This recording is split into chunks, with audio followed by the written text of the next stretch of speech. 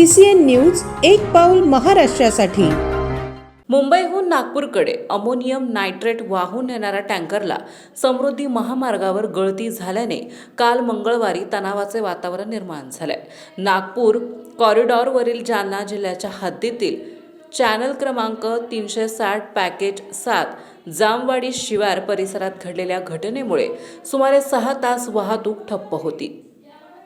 प्रशासनाच्या हालचालीमुळे संभाव्य अपघात टळला, मात्र यामुळे बुलढाणा जिल्ह्यातून जाणाऱ्या महामार्गावरील वाहतूक प्रभावित झाली होती। वाळोजा मुंबई येथून अमोनियम नायट्रेट वाहून नेणाऱ्या टँकरमधून अचानक गळती सुरू झाली। चालकाने तत्काळ सतर्कता दाखवत वाहन रस्त्याच्या कडेला थांबवले आणि महामार्ग पोलिसांना माहिती दिली। तत्पूर्वी जालना येथील महामार्ग पोलीस, अग्निशमन दल आणि आपत्कालीन यंत्रणा घटनास्थळी दाखल झाले। सुरक्षेच्या दृष्टीने नागपूरकडे जाणारी वाहतूक तात्पुरती वळवण्यात आली, मात्र नागपूरवरून मुंबईकडे जाणारी वाहतूक बुलढाणा जिल्ह्यात 6 तास थांबवण्यात आली होती।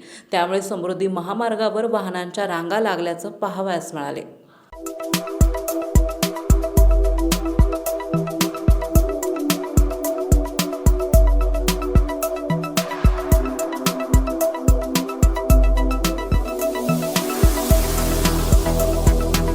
तसेच आपल्या भागातील महत्त्वाच्या बातम्या पाहण्यासाठी CCN न्यूज डेस्क चॅनलला सबस्क्राइब करा आणि बेल आयकॉन प्रेस करा।